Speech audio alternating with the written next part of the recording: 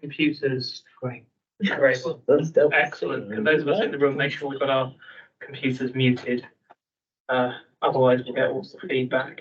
Yeah. Okay. Welcome to the Somerset Council Human Resources Committee meeting today in Bridgewater House in Bridgewater. The papers for the meeting have been published online. Members of the committee are present in the building along with key officers. Other members, both of the committee and potentially non-committee members, are joining us online, as are some officers. I come to the first item on the agenda, which is apologies for absence. Do we have any apologies for absence? Josh? Thank you, Chair. Yeah, we have Councillor Tony Robbins, Councillor Andy Handel, and Councillor Lee Redmond is joining us online, and Dawn Petrick, officer, is joining online as well. Thank you very much. And I gather that Councillor Mark Healy is joining us online. He is a member of the committee. Lee Redmond's joined us online as well, and Councillor Herbert is on her way to the meeting. She is. Thank you. Declarations of interest. Do we have any declarations of interest? No, that's fine. Item 3, minutes of the last meeting. Does anyone have any corrections to the minutes of the last meeting?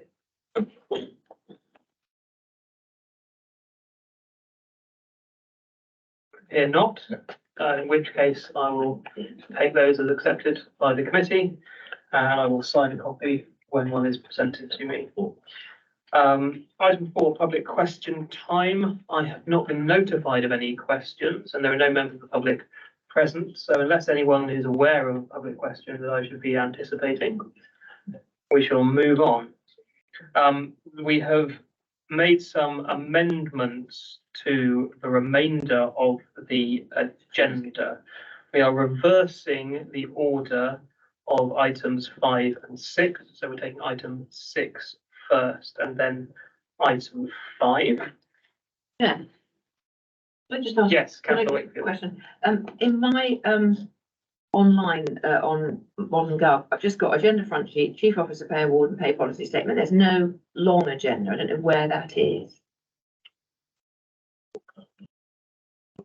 I'm on ModGo and I got it. So right, because but it wasn't this morning. I had to ask. You're on mod or modern? Modern. That's not on mine. No, I've not got it.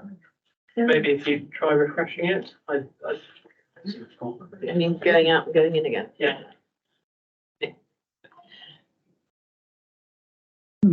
There were added papers on the main documents. It just goes from 2 to 6 to 10. Is that what you're meaning? We'll just send Neil around to have a look.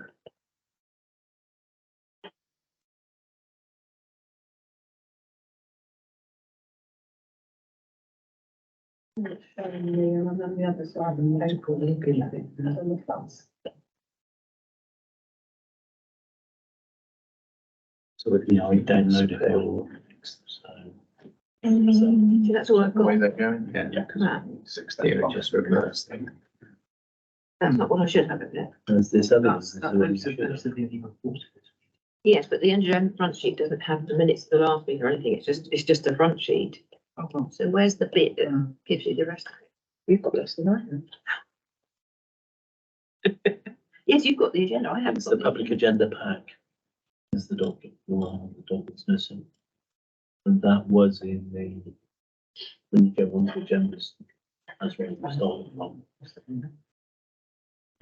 It's listed as agenda 0901. So I'm sorry to hold everybody up. I do apologise.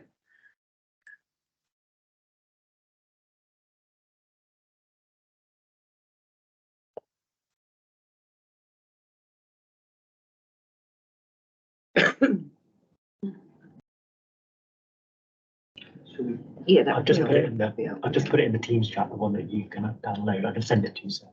Councillor Chilcott. Yeah, just a point just for all meetings really. I've asked ad nauseam actually that if there are added papers, that there is a version 2 or version 3 or version 4. So you know when you are looking at the documents, you've got the whole lot in front of you. I just think as a council, we need to adopt that, otherwise it gets very confusing. Yeah, I did not well. Thank you.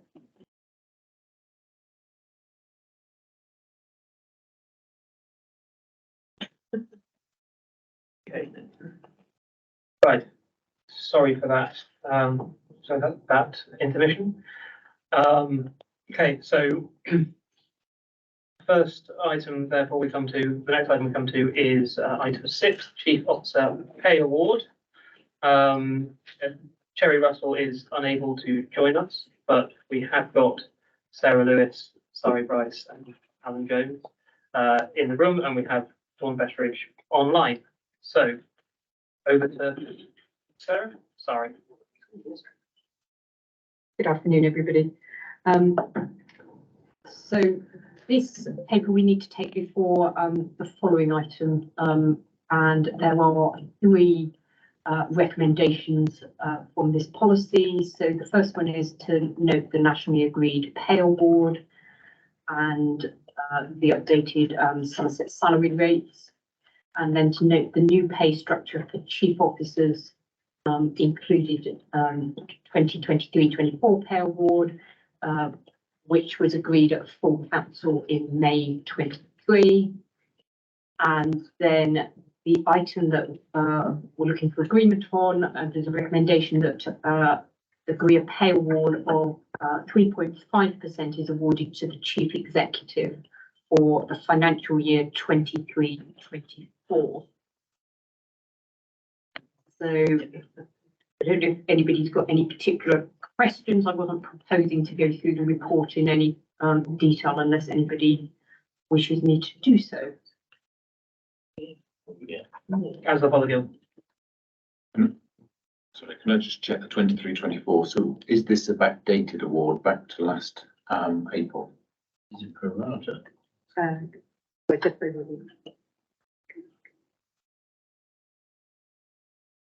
Yes, it is. So the chief exec, I believe, and we're going to get the data on, was appointed in October, and so he didn't get a pay award then, obviously, and so this is from April 23, in line with the Green Book pay award for 23-24. That makes sense. And are we confident when the chief executive was appointed, it didn't take into account the 23 pay increase? Yes, we are. Yeah.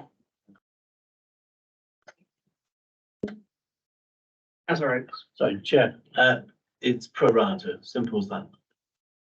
He got paid from that day, not a full year, just pro rata. So those 2 months, that's the money we're talking about, not a full year, because he wasn't here. I know I'm stating the obvious, but it's, yes. He was here. You're absolutely right, but I'm not following the point you're making.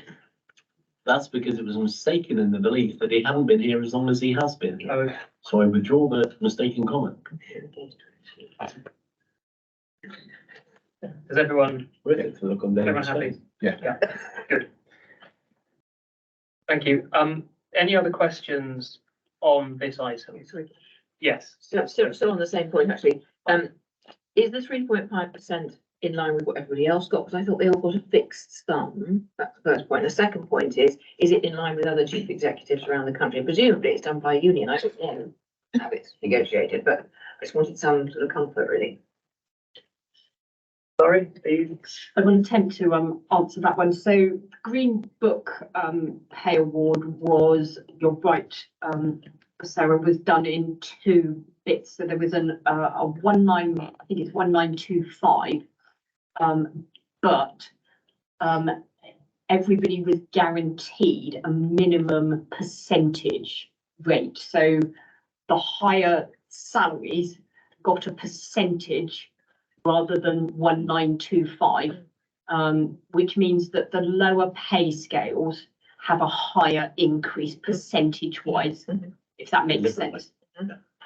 So that answers your first question. Sorry, your second question.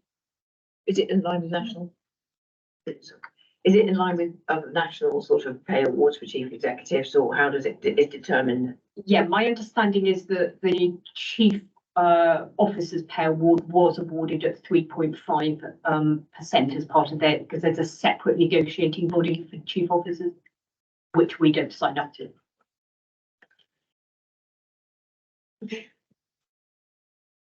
Right, anybody else on this item? Dawn's got her hand up, so I'll come to Dawn and I'll go over to Mandy. Dawn? Thank you, Chair. Firstly, apologies that I was unable to be in the room in person today. I'd normally try and be there, so sorry that I am virtual. And thank you, Sari, for picking up the reports at short notice in Cherry's absence. Yeah, just to confirm, just to reiterate what Sari has said, she's absolutely right. Somerset Council is currently opted out of national pay negotiations for chief executives. It's quite unusual, and I think one of the things that we may want to think about in future years is, do we want that to remain, or would we want to opt back in? But that will be the discussion of a separate paper. Therefore, the HR committee is in the position of making a recommendation for the chief exec salary for 23-24, and it will be backdated to the 1st of April. The rest of the senior staff receive 3.88, chief executives nationally receive 3.5. So we're recommending 3.5. So it's in line with other chief executives that are part of national pay negotiations. So I just wanted to reiterate that, if that's helpful. Thank you. Thank you very much, Dawn. I did say I'd go to Councillor Chilcott if you had your hand up earlier. Thank you. It's just for clarification, really. I was just trying to think back to the actual appointment papers. When appointed, was it clear that there would be that rise at 6 months? And I just had 18 months in my Yes, I did. head that the salary was fixed for 18 months. Yeah. So can I just confirm that is not the case, please? That's what I recall. What I could do.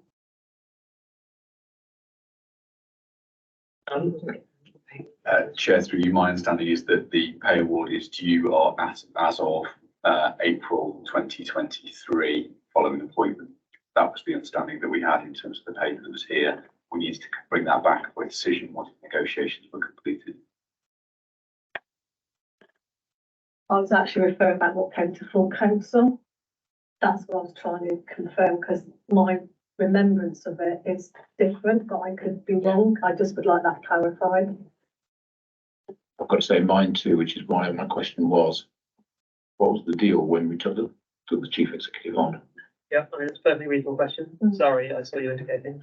I did indicate, but unfortunately, I can't actually answer the question because I wasn't involved in that paper, so we'd have to go back and have a look. July 22. Dawn, is that a legacy, or do you want to come back?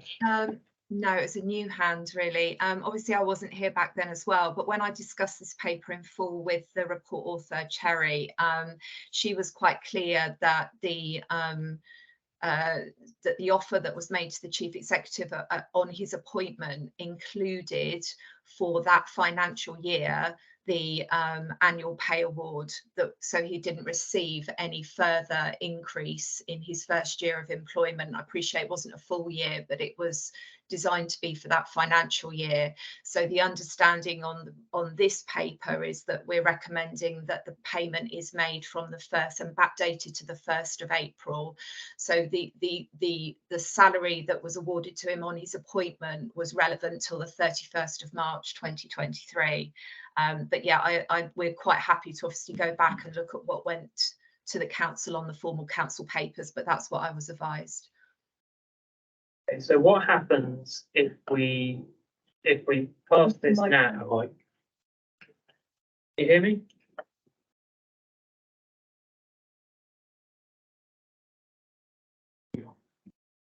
Sorry. So what happens if we pass this paper now, and then we go back and find out that members' recollection is correct? We can't overturn the council decision. No. So what's the best way forward? Alan, do you have a suggestion on this? Chair, if it helps, we can verify the paper that went to council during the meeting, but my understanding is that the decision of HR Policy Committee would not overrule the decision that was taken at council. So if it is found that the timeline is longer than anticipated, effectively you have simply agreed it from April 2024 and not 2023, but I'll let me double check that. Consider that item, defer if you wish, to the end of the meeting.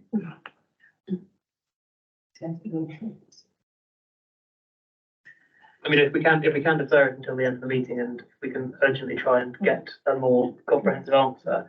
But that's not giving you an awfully long time. Okay, so we'll, Councillor Wakefield. Yeah, I do specifically remember, in some media, I don't know which one it was, the chief executive saying, I accept I'm not having a pay increase last, I mean, not the year that's just gone, the one before when he first arrived. Definitely that was the case. There wasn't any pay increase. I remember that happening on HR committee, I think, but I don't know about this year we're talking about now. I didn't know about the 18 months. I know there was some discussion about his salary, wasn't there, at full council? It was high, thought to be high. Councillor Bonhill. There was a lot of discussion and there was an adjustment right at the last minute. So that's just making me a bit nervous and thinking that I'm in the same place as Mandy and Faye on this one. Can I just ask my other question as well? Yeah, absolutely. So otherwise we'll get bogged down on that one. So presumably there is a backdating of pension as well, because there'll be pension related to this additional cost. Is that right? I see, because I've seen the figure in the papers, but actually the figure doesn't include a pension contribution as well, which would need to be on top. So yes, you're correct. The paper literally sets out what the increase in salary is, not any increases in on costs that arise from that increase in salary, which is obviously, pension contributions by the employer would be one of them. And the pension contributions would be backdated to reflect that. They would be backdated, yeah. That's all right. Hopefully I can be slightly more helpful on this occasion. I would have thought simply by adding the words at the end of recommendation 3, subject to this not having already been decided by full council. Because we can make a decision, but if, as was rightly, as Alan pointed out, if full council decided that's that, so no matter what we decide, it becomes irrelevant. But if you wanted it tidied, just adding in a few words along the lines of subject to this not disagreeing with the full council, and that allows us to move on. Well, I'm perfectly happy with that suggestion. The members happy with that suggestion? Okay, so I think procedurally, Councillor Oates is proposing an amendment, which is seconded by Councillor Wakefield, that we include words to make it clear that this is contingent on us establishing this decision has not already been taken in a different way by full council. All those in favour of that amendment? Any against? Any abstentions? Thank you. Right, all those in favour of the proposals as amended? All those against? Any abstentions? Thank you. Okay, hopefully we'll have an answer on that then at the end of the meeting. That brings us on to I didn't mind the amendment. I didn't Yes, mind the but they amendment. opposed them, and I was explaining the difference. Yeah. thank you. Okay. And then We can dissect the meeting afterwards. Thank you very much. That brings us on to the pay policy statement. So is that over to Sarah? Over to Sarah Lewis to introduce that. Good afternoon, everyone. So today we are bringing forward the recommendations, and there's 2 recommendations. And the first one is that the chief exec take the pay policy statement to full council. And the second one is to note that there will be in your amendment to reflect the 24-25 pay award. So what I'll do is I'll just go through the amendments that have been made, via track changes, to give you an overview. So the first one is obviously the dates to reflect the new year. Some post titles have been amended to reflect the new Somerset Council structure. References to reflect the new Somerset Council constitution. I'll come back to that one. So 11.1, this is currently in place, and it's a change to reflect the financial emergency, but this needs to be reflected in the pay policy statement, and that is in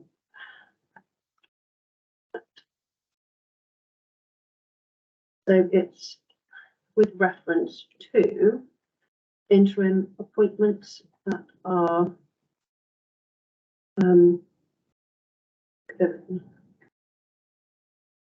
the previous amount was £500 per day, but we've reduced that now to £350 per day. So that will go to a form approval. And then the one that I'm going to go back to is 0.8. So that's the pay multiple. So that's the ratio, but that will be subject to the previous policy that we've just, the previous chief exec pay award. Didn't have any questions on that. Thank you very much, Sarah. Does anyone have any questions on this item? Yes, Councillor Purbrick.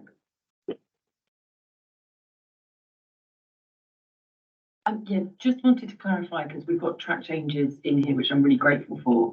And I presume this document will then go on to, does it go to full council as well? Yes. Yeah, so on page, that's my page now, sorry.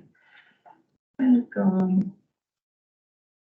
Page 13, under 11.1. It refers in the last bullet point to the 350 a day, which you said is a change from 500. So should that be in red as well, or am I misreading? Was there something already at 350 a day?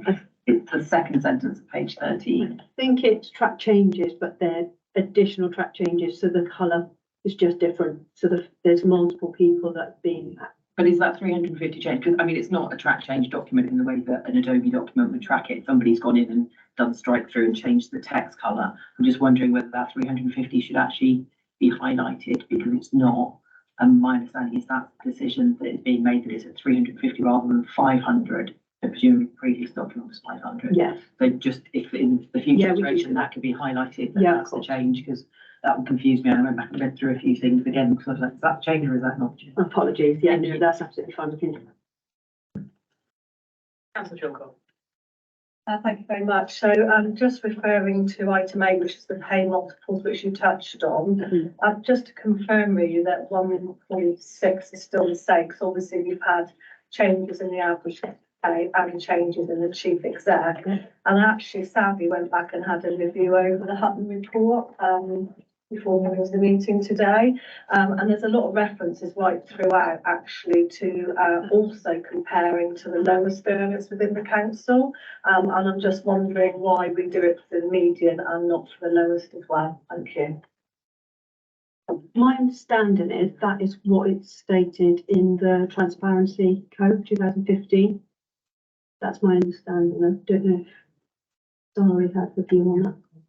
No, that's my understanding that those were the specific points that we have to publish in that way. I can go back and. Thank you. You're just referencing the Hutton report, not the Transparency Code. So if it's a Transparency Code, that's fine. Yes. Yeah. But you're actually referencing the Hutton report, which does say sort of several other things. So it's just. Thank you very much. Anyone else on this item? No, in which case, members are asked to consider the report. Do we need to vote on it? We'll vote on it anyway. We'll accept the report. All those in favour or not accept it? All those against? Thank you very much. That's passed unanimously. So items 7 and 8, health and safety policies and employment policies, we have been asked to defer these to the next committee meeting. I believe there was an issue with sign-on and a desire to make some changes to the employment policies. Coming around. Yes, thank you, Chair. So two issues. One, in terms of the employment policies, there's a need for a further final legal check to make sure that they are complete. So that is going through the process at the moment, and regrettably we weren't able to sign them off. So rather than publish late papers, we prefer to defer that. They weren't urgent matters in terms of pay implementation, and given that they need to be checked and signed off by the head of legal, we unfortunately had to defer that item, but regrettably that was only came to pass just as we published the agenda. In terms of the health and safety policies, as agreed at the last meeting, we want to bundle those up into one collective group of health and safety policies. And again, we had a forward plan item associated with that, but we now have further policy changes that we need to make. So they'll be bundled up and again brought to your next committee as one complete overview of those health and safety policies, particularly in light of the feedback from committee last time. Thank you, Chair. Thank you very much, Alan. Okay, so we're not dealing with those items today. That brings us on to item 9, update on HR matters. So over to our interim director of workforce, Dawn Bettridge. Thank you, Chair. Alan, did you want to go first, or are you happy for me to start? If you start, and I've got a few things to add in, I'm sure. Okay. Okay. Well, thank you, Chair. Again, it's been a busy couple of months for me since joining Somerset Council. So in the last 8 weeks, there's been a lot that have been going on across the whole of the workforce team to support the organisation, and a new approach really to how we're going to support ourselves through this financial emergency for the year ahead. So our main priority has been starting to develop a business case for a new approach, understanding that the savings that were targeted for the workforce from the LGR programme were going to be insufficient to meet the needs of the budget setting for this year and for next year. So so there has been a lot of work going on in the background to look at a new approach, to design a new business case for a new way forward, to look at obviously a new vision, a new set of values, a new set of behaviours for Somerset Council, and we have launched our new set of Somerset Council values. It's a difficult time to be launching these, obviously, in light of all of the press activity and the pressure that the staff are under, and the uncertainty that they have with regard to their employment over the next year. So so what we're clearly doing as well is focusing a lot on staff and manager wellbeing and support in terms of how we're going to support people through change.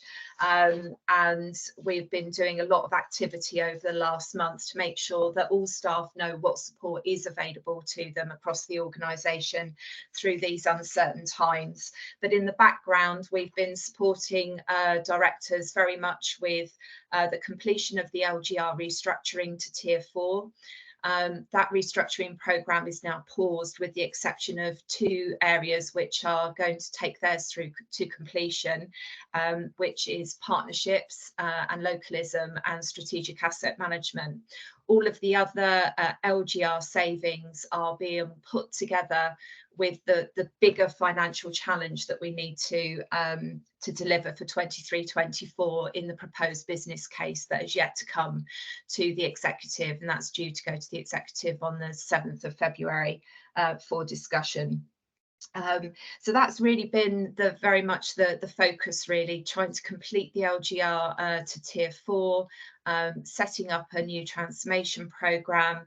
The whole of the workforce service has been reallocated to different priorities to support the organisation through this financial emergency, and to make sure that we are supporting the priorities of the council as well. So all of the business partners and my senior officers have been allocated to very sort of specific things to start working on to enable us to make sure that we're ready to support the organisation through the challenges of the next year. So as I say, I'm keeping that quite high level at the moment. But I don't know, Alan, if there's anything that you feel we should add in terms of more detail to add to that. Thanks, Dawn, and through you, Chair. I think Dawn's kind of massed quite a lot of hard work since her appointment, so a significant amount of work, not only to reprioritise the work of the service, but also to align the work of our business partners in particular to support any programme activity. In addition to that, though, the work does carry on. So just in terms of a number of activities really that have kind of gone on really since sort of Dawn's appointment, but also some of the work generally in the wrap up of the year.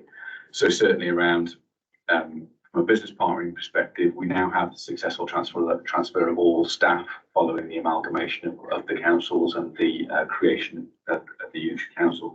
Significant amount of work on behalf of all those HR business partners. We are still operating though a range of terms and conditions, and clearly the work that Dawn's just outlined, one of the key activities we will have to do is consider how and when we take consideration of those terms and conditions and amalgamation or harmonisation through those processes. We have completed all of tiers 2 and 3 appointments, and obviously tier 4 is still continuing. The reason that we are focusing on particularly the activities in strategic asset management and partnerships and localities, you'll note that in previous reports to both executive and to council, there are strategic activities and key activities associated with delivery of budget savings, but also the relationship with our partners. So partnerships and localities really leading that strategic engagement with our partners in the town and parish council sector, but also our partners in health in terms of that wider integration with the voluntary and community sector. Hence why that one has been allowed to continue to ensure that we have those in place. And also one of the key reasons for the strategic asset management restructuring to go ahead is that the budget and some of the exercises that were required this next financial year are dependent upon the realisation and sale of assets associated with supporting that budget. So one of the key reasons we've supported that, and again deployed HR business partner support to that, is to ensure that we're still able to resource that. So we have effectively the ability to put the right people in the right places and give them permanent roles in that structure to support that activity. So those key risks being part of that. In terms of some of the other activities that are underway, we've also now completed the culture and behaviours work for the new organisation. So this will be launched more formally this year, but it's been already launched to staff as part of effectively what is it like to work here and what are the standards and what are the behaviours we wish to see. It's been really well received from staff, and thank you to all councillors that have engaged in that process as well. We've seen a significant level of engagement in that, and we've had a large amount of staff engaged in that process, and that will give us then the kind of framework from which to work from for the new organisation. I think the final piece is just to say in terms of the health and safety activities, you'll know from your presentation by Daniel Thomas last meeting, significant amount of work in order to stabilise that service. So I'm delighted to say that the restructuring in that service is going well.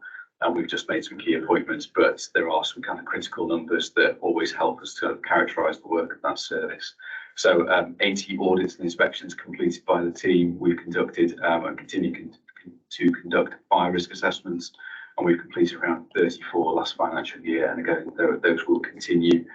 We've also kind of made sure that we have emphasised the need for risk assessments. So we are continuing to push out all of those corporate messages through the appropriate channels, mainly through some of the corporate messaging to staff, but making sure that, again, we're emphasising the need for that continuation of risk assessments and completing all the health and safety training required. And just on that point, we've completed around 88 training courses affecting 650-ish staff. So again, the machine doesn't stop. We continue to roll out that activity. So just really a potted history of the work that's been done last financial year. But as I say, or as Dawn has said more accurately, the main effort over the last 6 weeks in particular was reorientating the HR service to support the level of change that's required in order to support effectively the business case that has been set out both in the December executive report and also published in the January executive report in terms of the level of change and significant staff restructuring that's required in order to support the budget proposals. And personal thanks to Dawn really for her work in supporting the team. It was a difficult task in coming in and really starting to work with the team and really supporting them to make those changes. And Dawn's made an excellent start delighted to say she'll be with us for a little bit longer. Thank you, Chair. Thank you very much, Alan. Thank you very much, Dawn. I don't doubt that there are people who wish to ask questions. Anyone have anything? Councillor Chilwell. Thank you very much. A few questions, really. I mean, first, it goes without saying a huge thank you to all of our staff. It's a difficult and challenging time for them.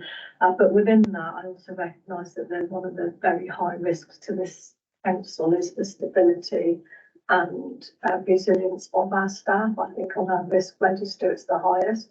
I think for me, it would have been nice to understand that risk and what areas perhaps there are vulnerabilities in, and there will be with some of the large workloads that are in place. So that would have been nice to understand, and how our staff are feeling at the moment.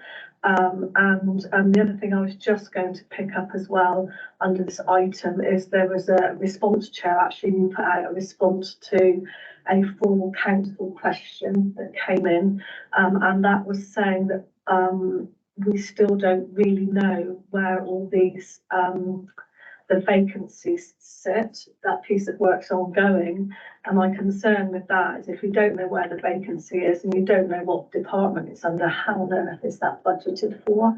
So I think in responding to that question at full council, it would have been nice perhaps for this committee to understand a bit more about that and how that's impacting the council. Thank you. Thank you very much. Two very good questions. Over to Alan to shed some light. Thank you, Chair. Excellent questions. It's always come to Chilcot, and I think it actually was worthy of if committee would like it, I think we need to bring those items back to this committee at the next meeting to consider those points. So certainly in terms of the workforce data, a significant amount of work. Again, huge thanks to the workforce service in sharing that information. You'll remember that at the last committee meeting, I stated that currently the SAP system was reporting around 1,500 vacancies. A significant amount of work has been done to verify that, and actually that number has tumbled significantly. So final checks are underway, looking at precisely where those vacancies are, but in addition to that, where the use of agency is apparent, and also ensuring that we understand the difference between a real vacancy, i.e. It's currently vacant and has a budget, because there are a number of issues that I identified at the last committee meeting whereby there were a number of posts that were vacant that didn't have funding associated with them. We've now moved that significantly further forward, so very happy to bring a full update back to this committee in March. And absolutely, as part of the culture and behaviours work, we obviously have taken a bit of a health check of where our staff are and what the feeling is, and certainly we can bring that feedback back to this committee as well. Probably a prudent time to do so just before the launch of a large programme of restructuring and right-sizing the organisation. So again, an opportunity to particularly do that. Your reference to the full council question also referred to a number of support mechanisms that are in place, support staff through this difficult time. I think it's important that we bring that back to committee as well to ensure that you are fully sighted on the detail of that. The brevity of a full council question never really sets that out. So I think it's important, again, if you're minded to, Chair, the committee are minded to, we can bring that in. But it feels that as if the main piece of work we need to bring back to this committee in March is the complete analysis of vacancy data, so you can precisely see where those vacancies are. But in addition, Dawn and I will be able to provide an update of how that vacancy data will inform and influence the right sizing piece of work, because clearly the first port of call will be looking at the use of vacancies and agency staff wherever possible. So very happy, Chair, with your agreement to bring that back to the committee in March. I think that'd be very welcome. Dawn, anything you want to add, as I appreciate you've been leading the charge on sorting the data out? Yeah, thank you, Alan. I'll be quick on that, just to reinforce what you're saying, really, and listening to councillors' feedback. We do know where our vacancies are. What we're working through is validating, as Alan said, whether they're a real vacancy. So are they, is it a vacancy that's being covered actually by agency? Is it a vacancy that should have been removed from the HR IT system because it's no longer valid? Is it a vacancy that actually has any budget attached to it at all? We started off with a list of around 1,200 vacancies 2 months ago when I started. We've been able to remove at least 50% of those from the establishment, and we're working through with finance and with our service directors and heads of service by directorate all of those vacancies that we have left, because clearly when we're looking at the cost of our pay bill, it's going to be really important that we have a really strong grip on vacancy management, establishment control, and use of agency workers, consultants and interims. So that's an area that we have been focusing on in the background, and happy to bring back some more detail around those data sets at another time. And I was just going to add around the issue of morale. I think it's probably safe to say that morale is generally very low across the organisation at the moment. I think it would be impossible to say anything other than that. People are worried, disappointed, frustrated, anxious. You know, it's not where any of us would want to be at this moment in time, facing the financial emergency and the perspective of having to we are going to have to become a much smaller council, and that's going to affect people's employability and their jobs over the next year. So there's a lot of uncertainty, and that's why we are looking at trying to fast track what needs to happen as soon as possible. So and we're doing very regular Q&As with the whole workforce, which is led by the Chief Executive. So we have another one on Wednesday this week, where we have an open Q&A with all of the corporate leadership team and the Chief Executive on that line, where questions are coming in, and we do our very best to openly and honestly answer as many questions as possible to colleagues. And we're having generally over 1,500 people attend those sessions every month. We haven't done a staff engagement survey, I think, since we've become a new unitary authority. So I think that's something that might be open for a wider discussion around the timing of that. But it would be safe to say it's going to be a very difficult set of feedback, and what we're trying to do is rather than focus on that at the moment, is focusing on the plan to address the problem and taking our colleagues, our staff with us through that journey, and encouraging them to be part of the solution as well. So we've had fantastic feedback from the Bright Sparks scheme, where colleagues have been sending in their ideas and suggestions for how we could address the financial challenges that the organisation faces.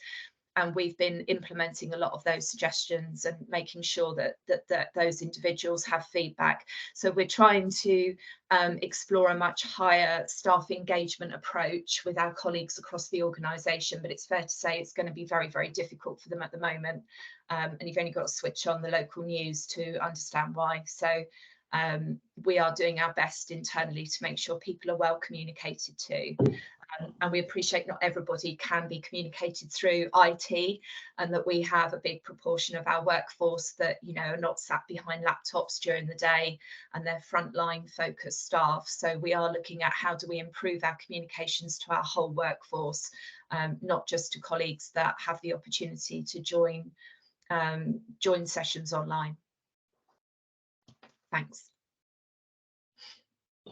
Thank you very much. Dawn, does that, Mandy, you want to come back? Can I just say thank you for that? I just think as a committee, we need to be absolutely focused and mindful on our staff, and I thank you for the update and the work that you're doing. Thank you very much, Mandy. Councillor Oakes. Thank you, Chair. So 2 points. Firstly, I wondered whether, I'm assuming we have an arm's length company that provides our support for our staff, like Health Assured, which is what my company uses, so that staff can seek support indirectly away. Do we get a report on the figures of that? You never know, you don't have the details, because it would be useful, I think, to consider. My other question was that in adding to existing workloads, which have been quite interesting as of late, it's quite possible that our HR teams will now be asked to help with TUPEing staff to other smaller authorities, and that complexity could be quite challenging. And are we well, we have to be able to do it, but are we ready to do it? 2 questions there. Dawn, are you able to help? Yeah, I'm happy to come in first, and Sari might want to jump in as well around the TUPE. Yes, we do offer an employee assistance programme, and I think it's Care First, is it, Sari? The one that we use at Somerset. But we have a very good employee assistance programme, and we've been pushing very hard across the whole organisation and through managers to ensure it's verbally cascaded all the different ways that people can access support, advice and guidance, you know, 24/7, and that is a 24/7 helpline as well, so people can contact somebody if they need to. In terms of TUPE, I agree, we're not actually currently working on a lot of TUPE activity at the moment, but we're very clear that that's going to be potentially another big sort of work stream that we need to manage in the year ahead. So as Alan said earlier, we've organised the whole of the Workforce Directorate around the priorities that we're going to need to focus on over the next year. So Sari is leading on a team that will pick up all employee relations and restructuring under her work stream, and that will include TUPE. So we're also looking at all of the skills and talent that we have across the workforce service. We have around about 140 colleagues currently employed in workforce across a wide variety of teams, which are not just HR, but we're identifying those skill sets and making sure that we can commission the right people across our team with the right skills and knowledge to be able to support without having to bring in additional staff. So we're reallocating and reprioritising our colleagues to deal with the work that's coming through. But the transformation programme and business case that we're building, it will be very important that we have that overview of all the different work streams and the dependencies and where the pinch points are around our capacity and our ability to deliver. So I'm confident that we have got the people and the skills and the ability to deliver internally within the resources that we have. We might have a couple of gaps. We do have some vacancies that we're currently holding in the workforce team, and we're going to need to fill some of those vacancies on a fixed term or acting up or arrangement over the next 12 months to ensure that we can maintain the capacity to deliver the work that's going to be needed to support the organisation this year. But sorry, is that, I don't know if there's anything else you want to add to that, if that's okay, Chair. The only thing that I would add, hopefully reassures you, is that, you know, within my team, yes, we've got people that have done numerous TUPEs both in and out. So we've got a wealth of experience, and also within the HR admin and payroll team as well. Thank you very much. The one thing I did want to pick up on, which I didn't think got covered, is do we get any feedback from Care First on the sort of level or nature of some of the concerns people have? We get reports which we can certainly bring I'm not sure whether they're done quarterly or annually, so I need to check that, but we could bring the most recent report and share that with this committee for the next meeting in March, if that would be helpful. I think it'd be helpful to see the last 2 or 3 actually, depending on how frequent they are, so that we can gauge what changes there are within them. Alan. Thank you, Chair. Just to finish the suite as well of support as part of one of the last elements that we agreed as part of the LGR programme prior to vesting day was the use of an external provider for outplacement support as well. So those staff that were exiting the organisation, we still have that contract in place, and that will still be deployed to support staff who effectively would leave the organisation through any process. So Renovo were appointed to do that support, and that's still being used and utilised, and more importantly offered to all staff that go through that process. Thank you very much. Councillor Wakefield and then Councillor Follier. Yes, thank you. I had a couple of questions. We've got we had some long-term sort of locum people, particularly like, I don't know,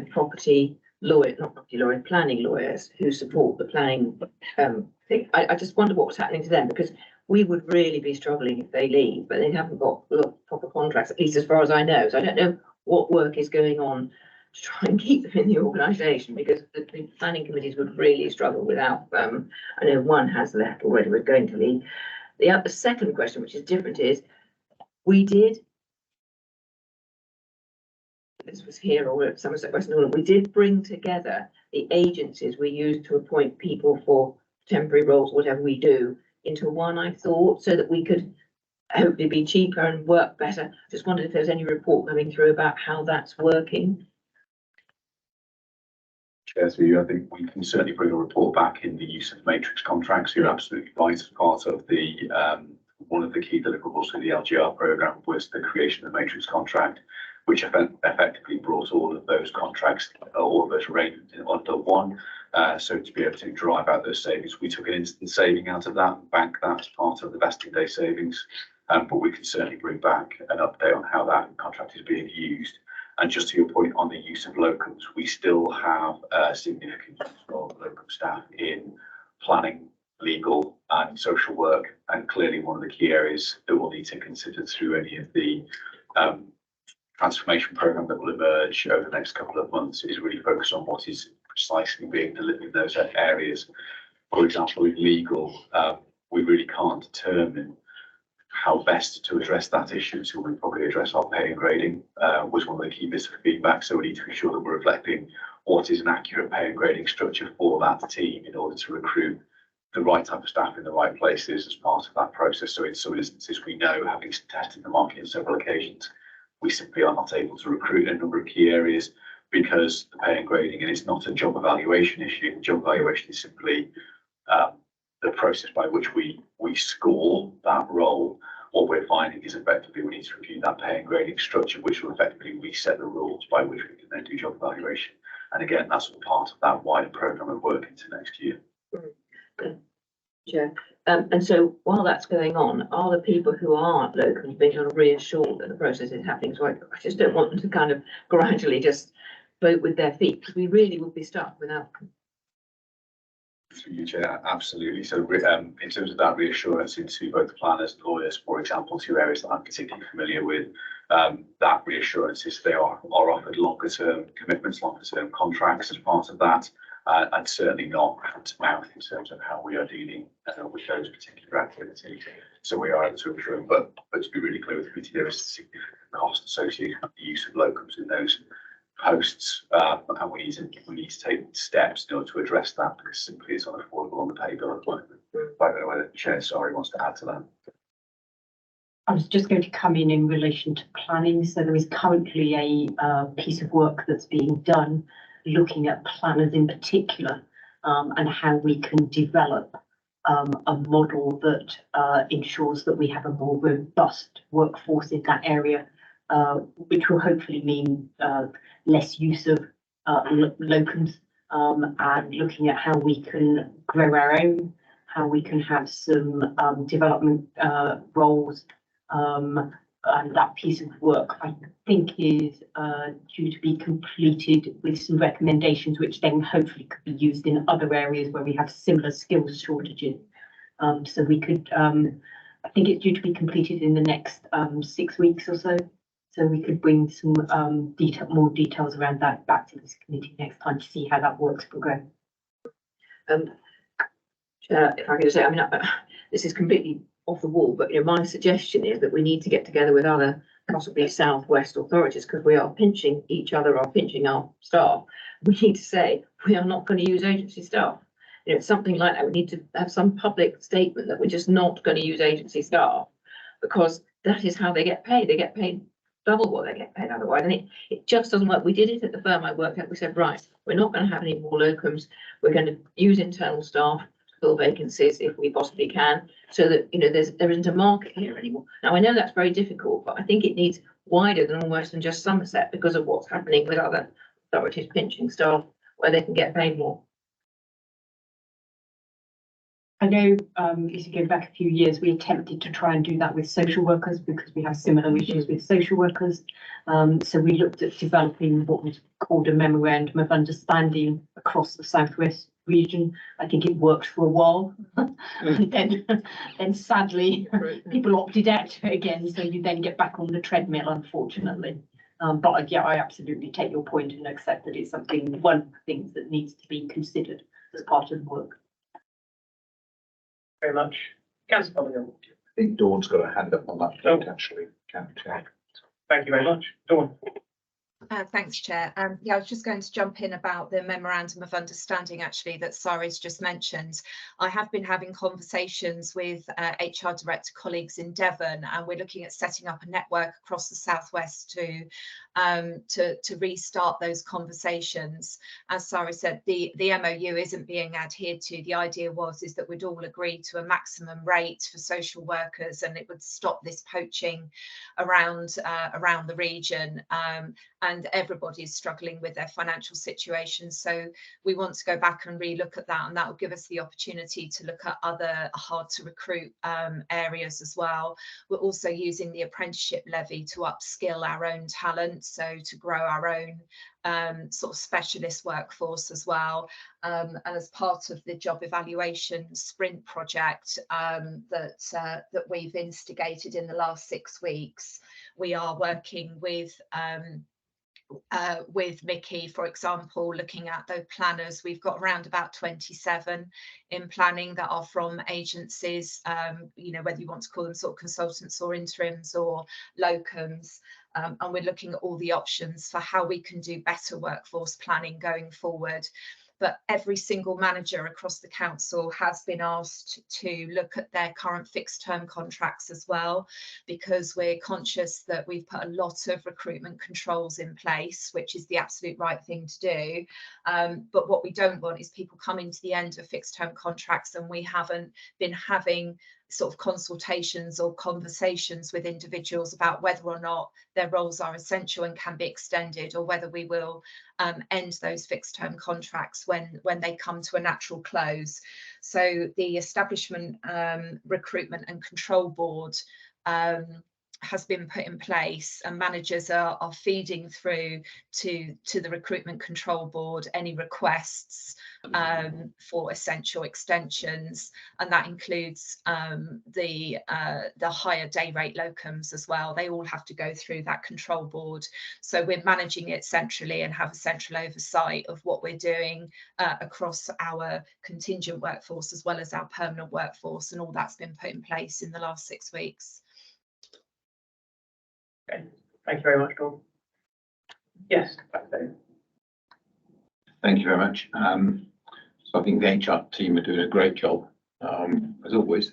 And I think Dawn's hit the ground running and is obviously doing some great work. So any question we're about to ask is not meant to be critical in any way, but it's just for clarity. So one of the vacancies we do have is for an HR director or director of HR. I just wonder whether you could, and clearly we have an interim in that role, and I just wonder if you could give us any clarity in terms of how that recruitment process now been frozen, or is it just a process that we're going through? Because it's 3 months, I think, since we lost our last one.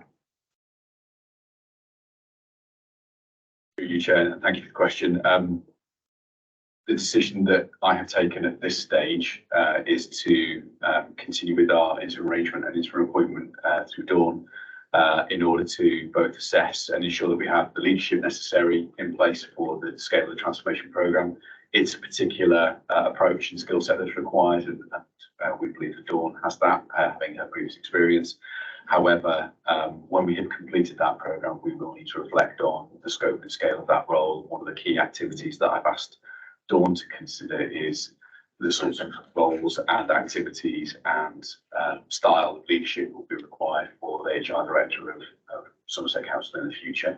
To simply appoint on the same terms that we had previously, I don't believe is appropriate. So I've asked that that's held, that we go through the reorganisation process that's required to deliver the budget savings and to also right-size the organisation. Once that's completed, we can then reflect on the scope, scale and nature of the role that we need to lead the HR service. That's absolutely the position that I've got to, and I believe it's the right step for us to reflect on the nature and skill sets that's required for that role, but also the affordability as well as part of that. Thank you, and I stress the question was not meant to be critical of Dawn in any way. Thank you. Okay, do we have anyone else who wants to come in on this item? Doesn't look like it. We've had a very good discussion, some excellent questions and contributions. We're going to have a couple of items as a result, which are going to come to the next meeting, one on vacancies, one on staff morale, vulnerability, that's going to tie in with the feedback we've had from Care First last few reports. So thank you all very much for those contributions. There's nothing that we have to vote on that item, but it's very useful to hear from Sari and Dawn and Alan. Okay, that brings us to item 10, which is the committee work plan, which should be with the papers. We have a number of repeating items on that, which cover employment policies and health and safety policies and workforce update. Those are the main repeating items on the next several agendas. Although I do note that the HR committee work plan tells me that the next meeting is on the 9th of April, and my chair's schedule here tells me it's on the 26th of March. So there's an interesting meeting. Right, so we're moving it to March to avoid the 9th of April. So we don't have a meeting on the 9th of April. That's now the 26th of March. Okay, to avoid the Easter holidays. Excellent. Any questions on the committee work plan beyond that one? Yes, Councillor Beverett. Thanks, Chair. I think we talked quite a lot about training and development stuff within the previous conversations. It strikes me that the reference for this committee is that we look at development of our staff as well. There doesn't need to be anything on the board plan that particularly addresses that. I understand that there's work undergoing and that HR and learning and development have been slightly separated from one another. It'd be really interesting to get a vision as to where that learning and development side of things is going. So that we can assess what we then need to be monitoring as a committee. And one of the things I'd also be interested to see here is an overview of what we're doing with our apprenticeship levy. I know we do great work with our apprentices. It'd be great to get a report back to see how our apprentices are progressing through, how many we're getting, how much of the levy are we using ourselves as a council, how much is going out to partners, which I understand we give some to a third party to make sure we're maximising that, and how much actually isn't being used. So that we can assess whether there should be plans to better use that levy or whether we're doing everything we absolutely can. Thank you. Yeah, I've no problem with that. Is that what you've got capacity to bring back? Absolutely, Chair, we can bring that back to the meeting in. Fantastic. Thank you very much. Thank you, Ben. Anything from anybody else? No, in which case, thank you all very much for your attendance and contributions today. And according to what I've got written down here, and I'll check on the date, we've got our next meeting is on Tuesday, the 26th of March. At 2 o'clock. Oh, sorry, yes, Neil.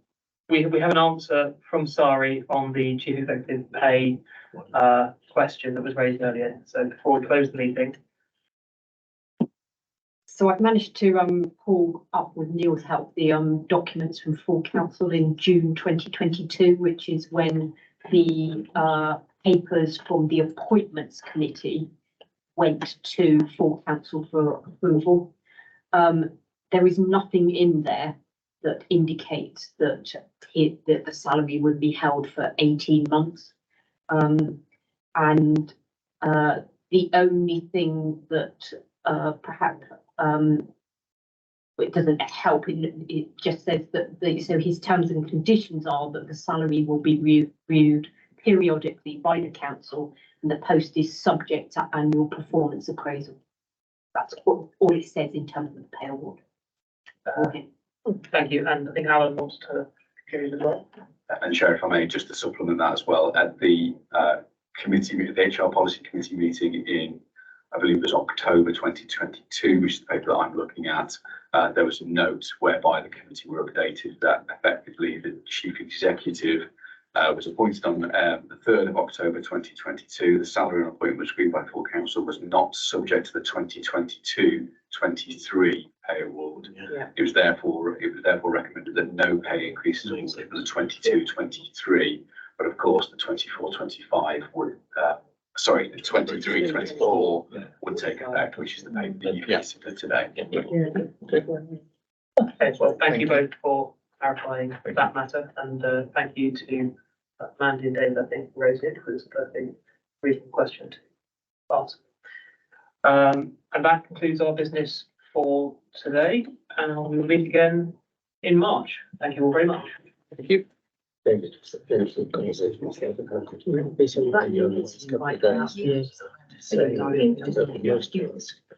Formal.